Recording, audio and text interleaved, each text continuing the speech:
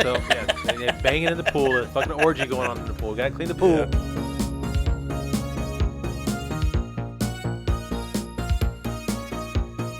If the movie has any redeeming quality whatsoever, it's his fucking role.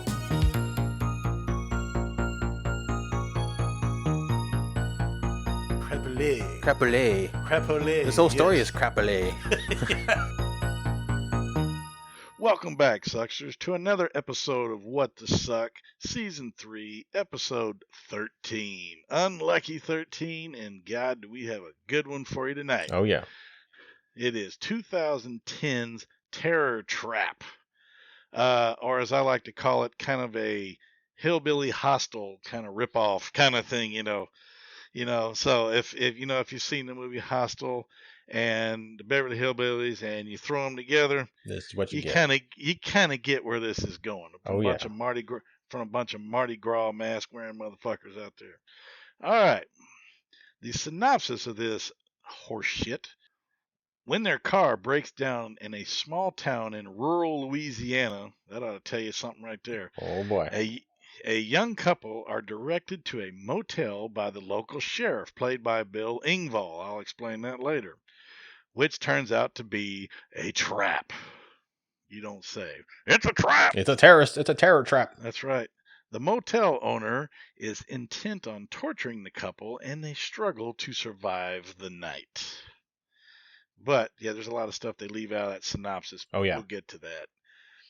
Initial release date of October 10th, 2010. Director was Dan Garcia. Screenplay by Dan Garcia. Producer Dan Garcia.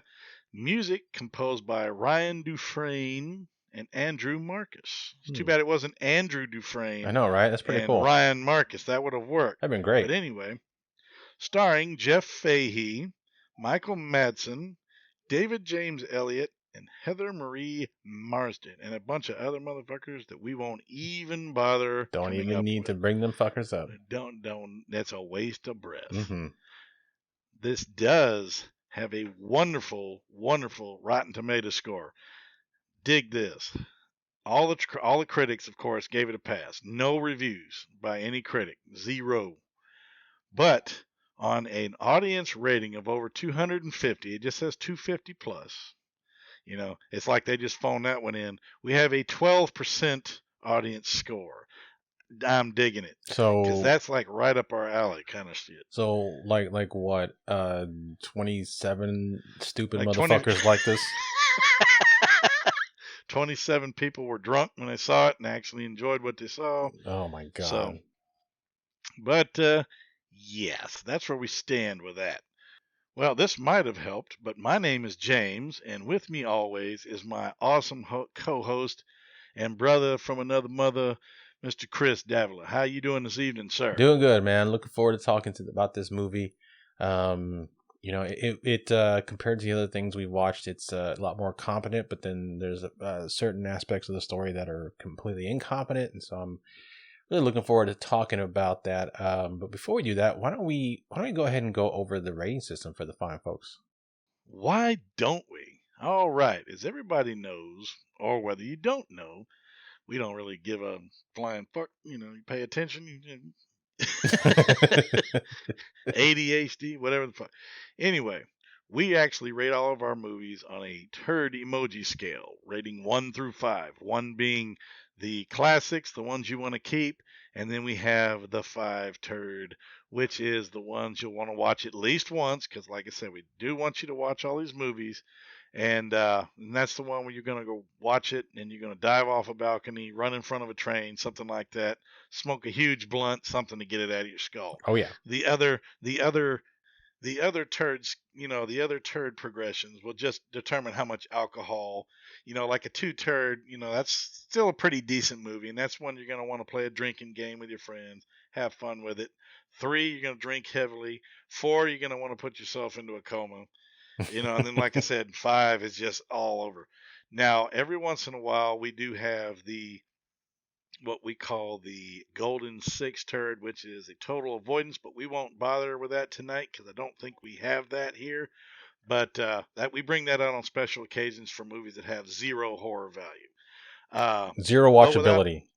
Absolutely, man. Well, without further ado, and since I've done this all backwards because we're kind of rusty anyway, because we've been down for a couple weeks, folks. Oh Been yeah. dealing with some stuff here in Texas. You know how the weather was, and the water, and the electricity, and all that mess. So, recording wasn't reliable. The internet wasn't staying up very long and stuff like that. Yeah, So, we had more important things to worry about, like mostly staying alive. yeah, Yeah. true that. Yeah, and plus we do this shit for free, so y'all can fucking wait. All right. So, without further ado, my good man, what do you say we tear into this lovely motion picture? Let's do it, man. I'm excited.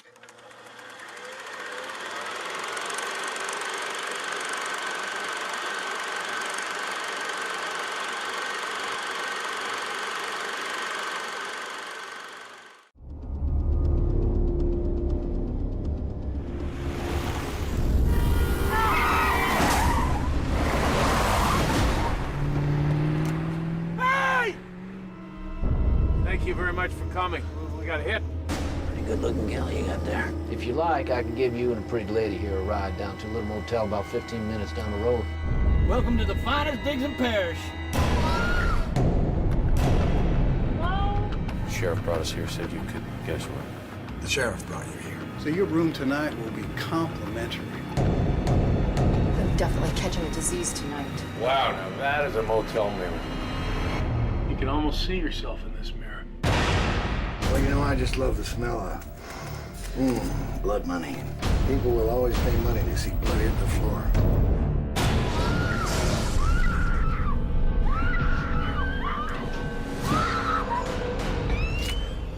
You gotta stay calm. Well, hello there, big city boy.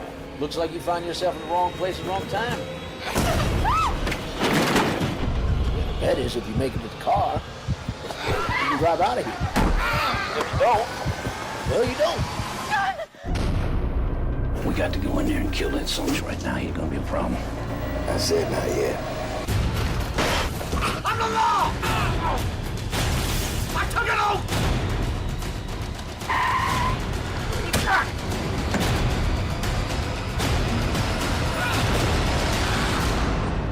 Michael Madsen, Jeff Fahey, David James Elliott, Terror Trap. Every room has a view. From American World Pictures. Okay. Yeah. I suddenly have the desire to sit on a porch and whittle and put a piece of straw in my teeth and sit back and watch some good old murder happen. Well, shucks. Where am I to start with this? Usually at the beginning. Yeah, but I will preface this whole thing by saying this has all been done before in one fashion or another. And better. Yeah, and better. The movie had some strong points, had a lot of really, shit points to it. And it took a little while to get going. As usual, I don't know why the hell they do this. They make these movies 90 fucking minutes long, and 45 minutes of it is complete waste. Yeah. You know what I mean? You could go to an hour and 15 minutes, and you could have made this movie work a hell of a lot better by cutting out the bullshit. Oh, yeah. You know what I mean? And yeah. Yeah, there was easily half an hour they could have cut out, and it would have made no difference other than to speed the movie along. God, absolutely. Now, I will give it this. It had a nice intro, great graphics, good blood effects, and some really funky-ass shit going in the starting. It had good music, and I liked it. I thought, hey, you know what? This may be all right. Problem is, we're not in the all right business. No, you're not. We're really not. We're really not. So, like I said, next season we're going to go back to the streaming total crap movies. Because we bought all these movies, which we will be giving away at the end of the season. Oh, yeah, stand by for details on that. That's right. We'll give you details after the episode, after we're done with this mess, because I want to get through it while I can still retain, because I lost IQ points watching this motherfucker. Yeah, if you want good horror movies, there are plenty of other podcasts out there that do that. So go listen to them. This is not for good horror movies. Nope, and this one was middle of the road at best. At best. So what we do. We'll go ahead and just jump in. Yeah, let's do it. You got your first scene here. You got Blondie here driving. She's drinking, obviously depressed because her boyfriend's done left or he's acting like an asshole. So instantly they're setting up the white man bad We're evil, misogynistic bastards, and all this crap. So she weaves, and here comes who I call Sheriff Bill Engvall at your service, played by Jeff Fahey. But I call him Bill Engvall because he's got the long hair and the beard and all this stuff. So you're reminding me of Mr. What? Here's your sign. Well, he'll always be a lawnmower man to me, so. Yeah, and it didn't take long to establish. He got out, pulls her over. She's trying to get off the hook. God, I hate this shit. And it's because it's so damn typical. Oh, yeah. You know what I mean? And he makes her get out of the car, but he yells at her, which kind of upped the ante a little bit. You're like, holy shit. It came out of nowhere. He was like, and of course makes her spread and this, that, and the other, checks for weapons and all this stuff, sure. And basically gives her a choice. Says, I can either take you to this hotel and the room is on me. So right there you're thinking, oh shit. What a pervert. Or you can go spend the night in jail. So she selects the hotel, of course. And this is the last we see of her for a while. He puts her in the car, disappears, and drives off. And then we get a brief introduction of the soon-to-be, perpetrator of evil. We've got Madsen here, whatever his face is. Mm-hmm. What's that guy's name? He's been in lots of movies. You know this guy, so yeah. Obviously he had rent to pay, so he went ahead and said, "All right, I'll do it. Whatever the hell." I know him best as Jimmy from Thelma and Louise because I liked his character in that movie. Mm-hmm. And also he played the main character, the main antagonist in the movie with Charlie Sheen, who did that movie on when he was an undercover narc. Oh God, what was that called? Damn it, he was a biker. There were bikers and stuff like that. Well, anyway, but that's where I know him from mostly. Oh, he was also Bump Bailey in the movie The Natural, if you ever saw that. So, he was also in. He's been in quite a bit. I mean, he was in Reservoir Dogs, and he's been in a bunch of stuff. Well, that is true. But problem is, we're giving this asshole way too much credit because the son of a bitch is only in the movie here and there anyway. So, well, like I said, these two guys are talking, and not much is said. You're like, why should we care? These guys, and exactly. So we get another scene jump, and then we are introduced to our two main characters, Dumb Shit, and I don't know what the hell did I nickname them, but anyway, these are our main two characters. We got an ex so-called Marine and a blonde bimbo who is a biggest bitch in the world. God like there was almighty. Oh my God! I did not find one redeeming quality about this bitch the entire movie, and she got on my nerves from scene one. Yeah, and if anybody's ever had a nagging spouse, on either side, and your sphincters start tightening up just by watching a movie, the bitch is pulling it off. So yeah, she's doing her job. Oh yeah, absolutely. But then what we get here is they're driving down the road, just puttering along, doing their thing, and this car pulls up behind them. It's a non-starter at the moment. You're just like, what the hell's going on? But he pulls up behind them, puts on these extremely bright lights, and then zips around them, and he just goes on. And you're like, what the hell? So you're like, okay, some shit's about to go down. Something's bound to happen. And out of nowhere, here comes a car coming back around the corner the other direction and sideswipes the hell out of them. Knocks them off the road. They slow down, and then the son of a bitch backs up and slams into them again. So obviously it was his job to cripple their vehicle. He hauls ass. After he does that, he hauls out, and the guy just gets out of the car. What the fuck, man? So then we get about, 10 minutes of useless husband-wife dialogue. And of course, they call the cops, and who shows up other than Bill Engvall again? Hippie cop. Now, he actually takes them to the rent by a minute. I call it the rent by the minute flea trap. I mean, this ain't even rent by the hour kind of establishment. This place is a royal shithole. And he takes them there, and they check in. They go in the room. They bang on the door. That's right. They bang on the door. They get the key. They go in the room and instantly start criticizing everything about the room. Oh, my God, it's filthy. This, that, and the other, and blah, blah, blah. You know, and it's like, holy Yeah, shit. I mean, let's negate the fact that the sheriff was just creepy and annoying from the beginning. But I mean, but he was eerily kind of his character was kind of cool in an eerie fashion because he was unstable. Right. You could tell, you know. So you were just waiting for him to do something drastic, and at that point he hadn't. But you know, he keeps you waiting, and you're like, what the hell's going on with this shit? I feel like I try to say usually I don't complain about a gift horse or a free room, but that room was fucking disgusting. That shit was nasty. It was disgusting. Yeah, nasty as hell. Yes, it was. But and you know, and there was a fact that I don't know if you reckon, you know, if you noticed this or not, but when they pulled up, there was trash in the parking lot, abandoned. There were no cars. They were the only car in the parking lot, but yet there were lights on in several rooms.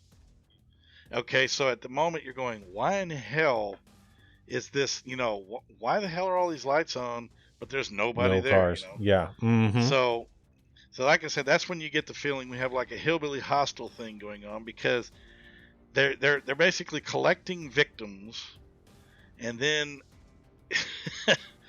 then we get treated to this room full of yo-yos. So it turns out that they've got people there, these guys in these damn those less stupid masks. What was it? The Mardi Gras mask. You know what? Yeah, the Mardi Gras mask. Yeah. And now that they've got some victims for the evening to entertain, they page a bunch of people. And since we've got, as I call him, you know, Bill Engvall, the sheriff, we now get a guy at the bar. I swear to God, it's like they did this shit on purpose. We get Larry the Cable Guy joins the show. Yeah. We get this character, but he's like, all right, I'm on the way, blah, blah, blah. Well, you're like, okay, what are these guys going to do? Because you're sitting there thinking, okay, this is like a hostile situation. They're going to come and torture it. But what it turns out to be is this twofold thing where they have an audience who's in one of the rooms watching all these cameras, and then they have these Mardi Gras motherfuckers that are killing all the people or torturing the people. And you're like, who the hell's there? I mean, you only saw him kidnap the one girl, you know, but you didn't know at this point. You know, I mean, you suspected, of course. Right. And then these two, but it turns out they only have these three. They've got this whole room full of like Russian hookers. Oh, that people are beating the right. shit out of. That they were beating the shit out, and they're taking their time, and it was crazy. But what was funny is when they got in their room, there was somebody screaming next door, bloody fucking murder. You know, they're like, holy shit. You know, you could hear the woman screaming and stuff. And the woman's rolling her bitchy little eyes. So the guy gets out of the room. He goes next door and knocks on the door. The guy opens the door. He's like blood all over his hands. What's up? He said, hey, you want to keep the noise down, please? You know, murdering makes too much noise. And I'm trying to get some sleep here. Yeah, my wife's a bitch and she won't shut the fuck up. Yeah. Please shut up. But they're right fucking next door to where this shit is going on, and yet they're like, gee, that's peculiar. Exactly. It really gets annoying. So oh my God, this is ridiculous. It gets all the way, as a matter of fact, I'm going to jump all the way up here and skip all the preliminary shit because nothing really gets going until 42-44 when finally kill one. When one of the townsfolk decides to cut, I don't know if it was just one of these other guys, because what it is, they get all these people together, and they're outside arguing and smoking and stuff like this. These are obviously the hotel patrons. These are the patrons who come to watch and perpetrate the torture on these people, you know, the hillbilly hostile shit, whatever. Well, anyway, one guy gets too tired. I guess he's sick of this dude lipping off, and he just slices the fuck out of this dude's throat, which is an awesome blood effect. Yeah, it is. And it was a good kill. I was like, holy shit. And on screen.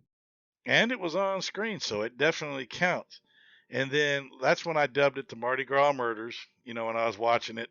And then inching forward, it starts to roll from there.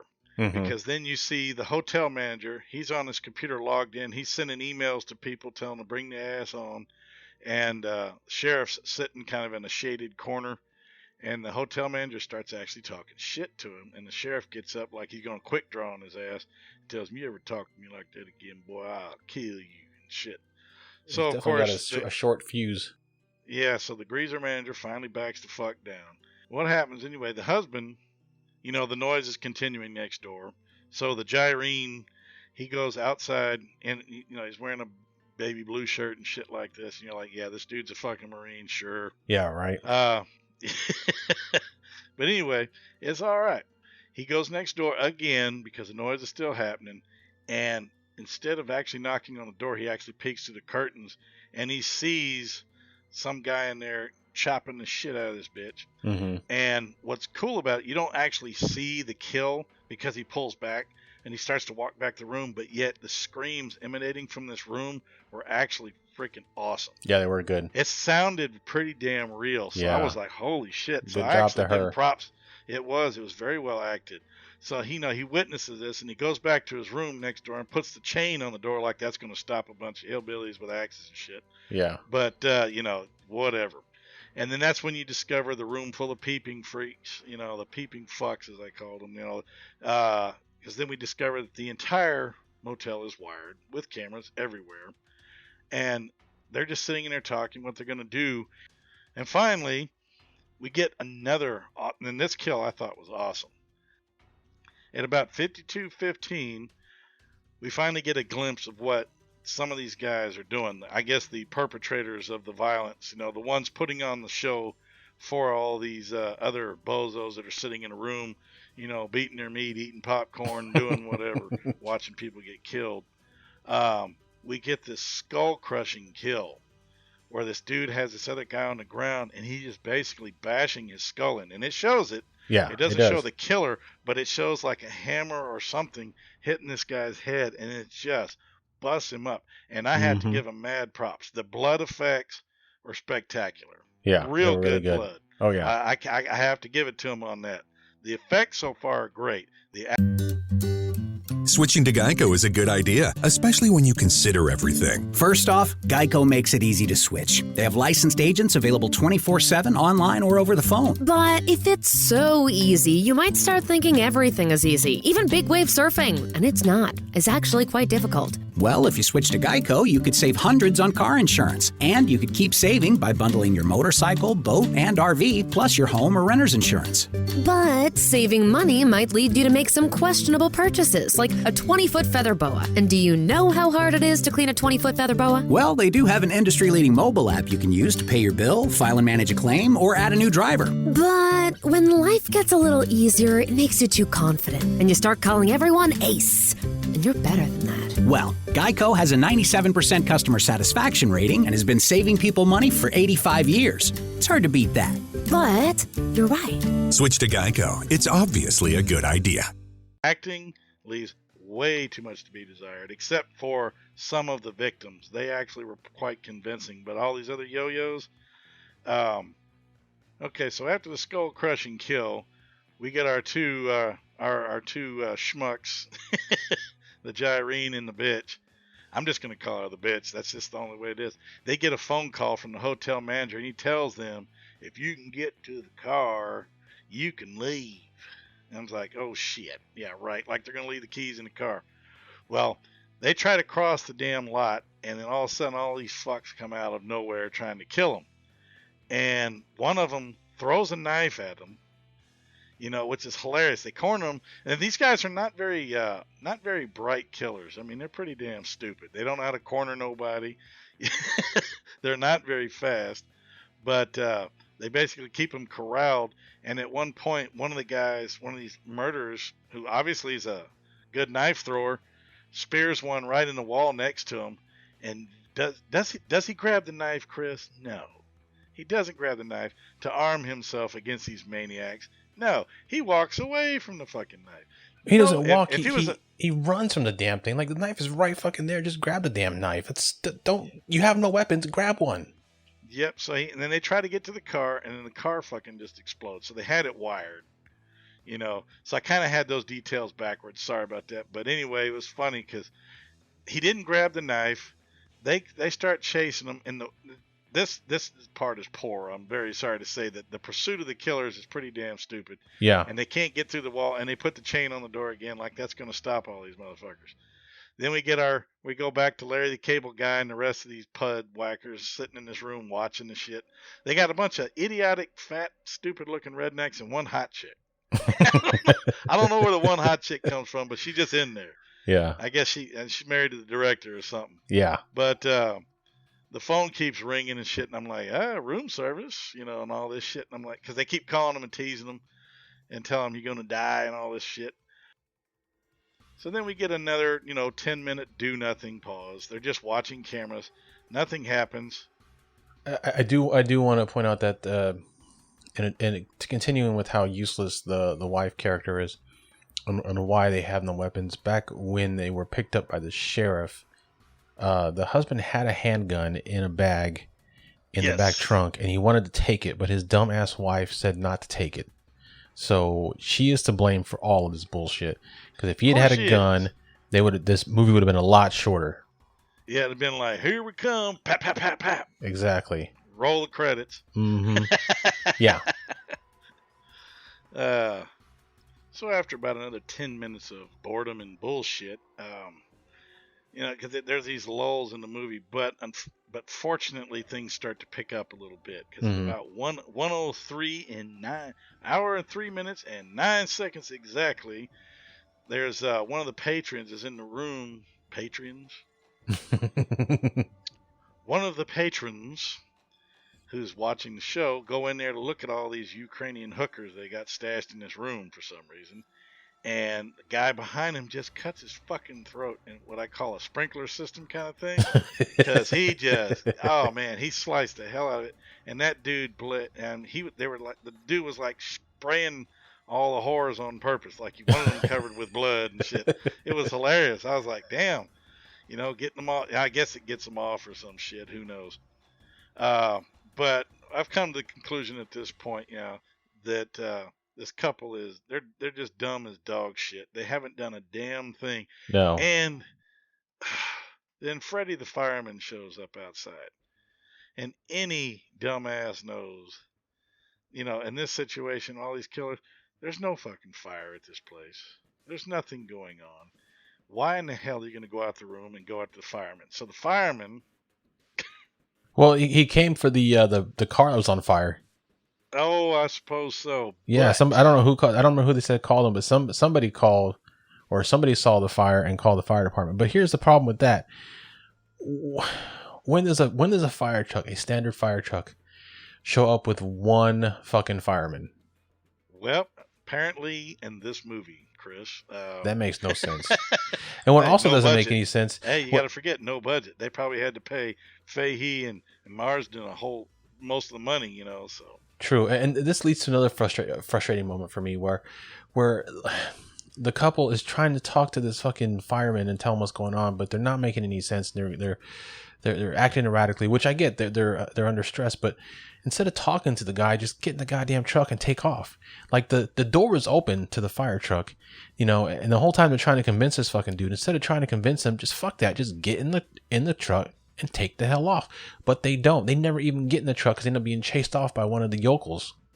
And it's ridiculous. That's stupid, like you said, because they were inside. They got rid of the one, but that allowed the Mardi Gras bunch to show up and ruin the party for them. Yeah. So they had to flee. And then what's funny is they go, oh, God. They run back to the room. And what's fucking funny is the killers knock on the door.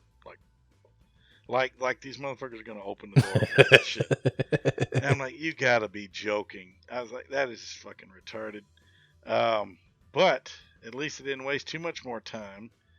Dumbass finally gets his hands on the knife because somebody manages to punch the door in and reaches their hand through, and he actually is able to disarm one of them. Finally, and what did he actually picks up the knife this time? Yep. Holy shit, what a concept. It only took this asshole an hour and 10 minutes of the movie to figure out to fight back. Right. But what's good about it, he gets that, and he goes outside, and he knifes the living fuck out of one of the Mardi Gras boys. Yeah. Stabs him in the fucking throat. I mean, just takes him out, which I thought was pretty cool. It was a good kill. And then we have the powder blue Marine on parade out there. And if there are any Marines listening to the shows, no disrespect, but I'm just calling them that because it's easier. So what is interesting is that, like, as soon as the Marine gets a weapon, he actually starts becoming a badass and starts taking people out one at a time. But just all of a sudden remembers how to be a man. Yeah, but it's not until he gets a weapon in his hand. Before that, he's completely useless. Yeah, because he was henpecked as fuck the whole damn movie. Yeah, true. Wife Good bitching point. at him and shit. But what's cool is he busts one of these guys. I guess gets in his room or some shit, or he goes on the attack, and he takes this fucker down and throws him on a bed, and he knifes the living shit out of this Oh son of a yeah, that bitch. was cool. And while he's doing that, stupid bitch runs out to the car. Stupid. But I guess she needed her IUD or some shit. Tries to get in the trunk, and she gets fucking jacked. Now, I don't mean killed. She gets knocked the fuck out. Mm-hmm. I don't know why the guy didn't just kill her ass, but who knows? It was the Sheriff Fuckstick. That's right. Yeah. That's right. I'm trying to get my head together here. But he takes her out with one backhand and knocks the living shit out of her. And then, okay, and after she is dispatched, apparently he takes her off somewhere because she's not out there. So, Powder Blue Marine runs back to the trunk, and he's actually going to look for what she looked for, which is apparently the pistol that they thought would still be in the trunk, but it wasn't. Mm-hmm. So he sees one of the Mardi Gras boys stick their face out, and the guy just starts walking down the sidewalk. So he runs up behind him and knifes the shit out of him too. Yeah. Which is good. I mean, he takes his throat out. He grabs him, takes him in the room, throws him down, and just hacks the living fuck out of him. I thought it was awesome. What is that? Kill 4? Kill 5? Oh yeah, that's kill 5. Actually. Kill 5. All right. 4 kill number 5, of course, which was awesome. And then not 2 minutes later, the greasy ass manager is actually in the room that when they went and they crashed him through a door or some shit. Yeah. And that's when he took that boy out for number 5. And then the greasy ass manager is in there with his money and shit, and he tries to make a deal with him and says, "Hey man, just take off. I got nothing to do with this, blah blah blah." Yeah. And so he doesn't take that, No. doesn't take that too lightly, and he fucking just blows that motherfucker away. Shoots him right in the forehead. That's my favorite kill, I think, of the whole movie. Yeah, right in the forehead. Bam. And then while that's happening, we get a flash scene of 2 of the Mardi Gras boys tying up his wife while he's confronting this guy. And it's hilarious because I'm like, what kind of rope are they using? It's like the rope they used in high school, the clown rope. Because it's like huge. I'm like, this is like clown shit. It's like Flintstones crap. Okay, so now that Rambutt here has a weapon, he has a pistol now and has some rounds. He actually goes and kicks in the door, looking for his wife, obviously. Finds her, but then he kicks in the door, and that's the room full of assholes watching the TV. They're all watching the game show, so he just begins to unload on these fucks. He takes 2 of them out for kill 7 and kill 8. Just kills 2 of them. The rest of them haul ass. Yeah. So they're gone. And then what happens is the sheriff goes out in the parking lot to confront, and he gets shot, and they take off. But what is funny is the guy he was working with, I guess, what's his name? I call him Jimmy. All right, so after he smoked all these turds, the cop has his wife in the back of the patrol car. That's right. And he's chasing his ass around the parking lot. So he opens up on him, stupidly wasting all of his bullets. And I was like, come on, you've got to be kidding me. And so what happens is they get into a struggle. Sheriff Ingval and the Powder Blue Marine get in a fight, and they start fighting each other. And I think Powder Blue Boy gets his hands on a fucking crowbar, or she does, and she crowbars the shit out of him. No, he does, because she's still in the back. That's right. So what happens is after he's chasing this fucker through the parking lot, and they get in a fist fight, and he actually gets the upper hand on him, and so he comes in too close, and he kicks him in the knee. That's right, and takes him down. The guy starts to struggle, and then he crowbars the living hell out of this guy. Doesn't kill him, but knocks the living shit out of him, which is cool. That works. Of course, I'd have smashed his skull in because he's the one that caused the whole damn problem. But what's cool is later on, after they take off with the cop car, at the Motel Royal Vista, by the way. I wanted to give the name of the hotel just in case. So if you ever come across this place, keep driving. You don't want to go there. So they get the hell out, and they're long gone. And then for Sheriff Ingle's still laying in the parking lot. He's all fucked up. And then here comes Jimmy, Mr. Thelma and Louise, whatever. I don't even know what his character name is. Just call him Michael Madsen. Michael Madsen. There you go. Comes out there, and the sheriff's talking to him. He says, "Help me up, man." So he blows. He basically kills his ass. He says, "You're worthless. You're broken. You're a piece of shit. Paralyzed. Fuck you." Bam. Blows his fucking head off for kill number 9, which is also very cool. Yes. I do like those cold-blooded kind of murders in these movies because he's sitting there talking shit to him like, "Yeah, that's pretty fucked up, ain't it? Huh?" All this other shit. So Michael, he has his suitcase full of money and everything. Everybody else is dead, so he got all the money. And he walks away, and the screen fades, and we get our couple walking down the street. And then we go to a funeral, which I failed to mention at the beginning. The show opened up with a funeral, but it was very, very brief. Turns out it's the funeral of the little blonde chick that was arrested at the first of the movie because she did get killed, and tortured, but you didn't see her death on screen, but they did see her body at one point. And then one of the bald pricks that was working for him at the hotel, Jimmy's, that's right, Jimmy comes up to him, is pointing the gun at him. You think, oh, God, he's going to shoot this guy, but he doesn't. But what's cool about it is he walks away, the guy's cowering in front of him, like, oh, shit, I didn't mean to, he knows he fucked up and everything. And this... And I love it because he just walks away cool and calm. And then we get kill number 10, which I love because it's a barbecue. But the thing is, it didn't just blow the car up. What was cool about this one is the guy actually got out of the car on fire and was thrashing and shit and fell the fuck down. Yeah. So that was actually a pretty damn decent kill. Yeah. And then that's it. After he jumps out and he flies down, bam. I mean, the explosion looks enormous. But the guy gets out, falls down, dead, burned up, killed 10, movie over. That's it. And that's it. Yep, the that's credits it. start rolling. There's no redemption for any of it. I mean, yeah, they killed pretty much everybody that had something to do with their night. They killed the Mardi Gras boys. They killed the sheriff. They killed, the motel manager. Everybody got taken out except old Mr. Michael. He got away in the end, but he actually didn't do anything directly to him anyway. So I guess there's a sequel out there somewhere. Who cares? God, I hope not. I hope not either. So after all that, sorry if it was a little all over the place, but that's how these movies are. Yeah. What did you think of this movie, my friend? What is your assessment? My assessment is that it's a little too long.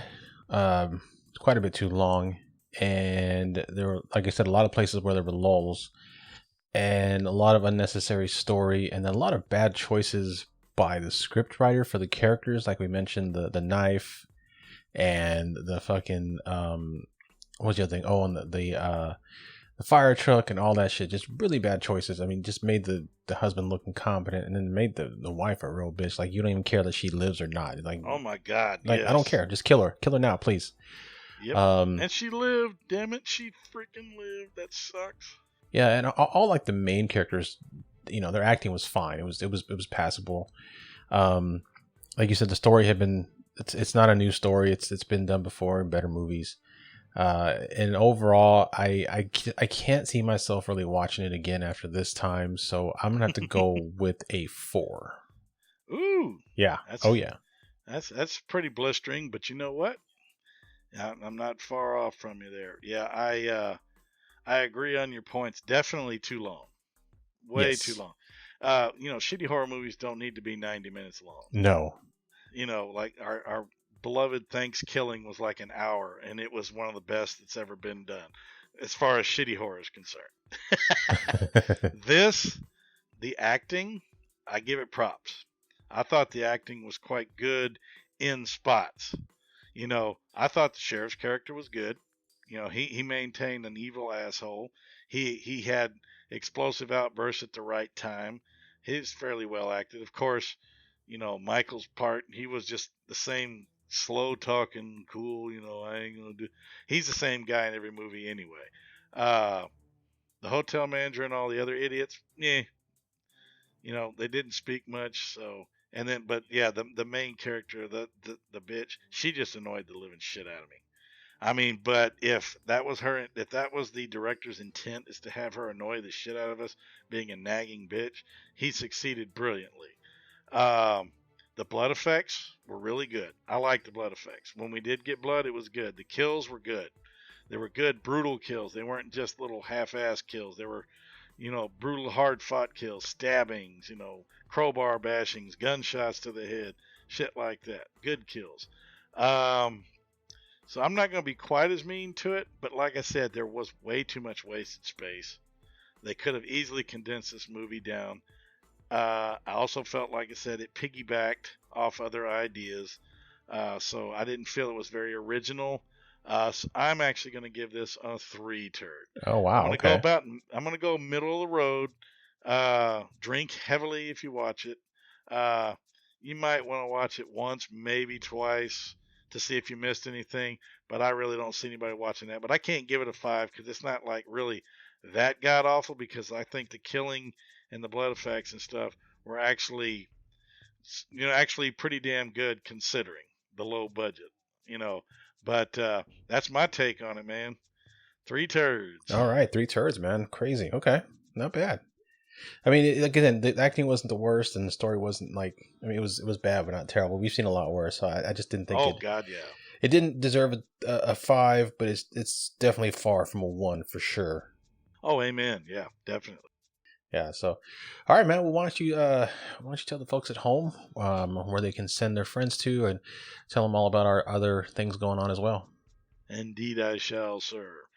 You can find us, of course, on the big 3 evil, the trilogy of evil, I call them now. The axis of evil, yeah. There you go, the axis of evil. Facebook, Instagram, and Twitter under What the Suck Podcast.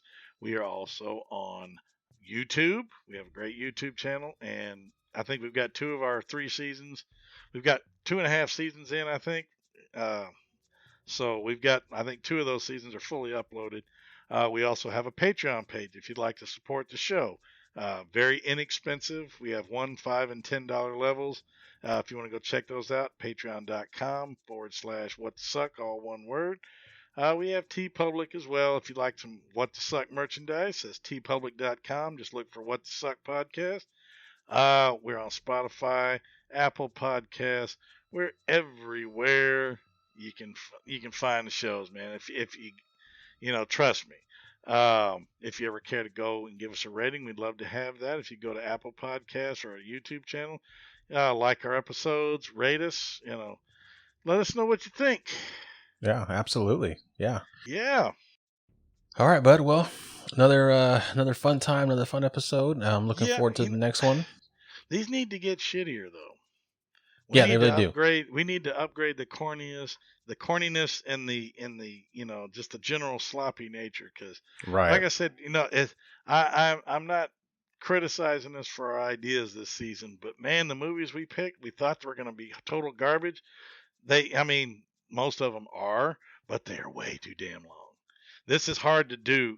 This is hard to do on a movie that's 90 minutes long. So, but God hope we'll go back to the streaming next season and get back to our original format on that as well. We tried to shake it up a little bit this season, and it's just the way it works. But you know what? If it ain't broke, don't fix it. All right, my friend. You have a good night. All right, man. Well, this is Chris, and I'll see y'all on the next Suckfest. And this is James, and if it ain't on What the Suck, it ain't shit.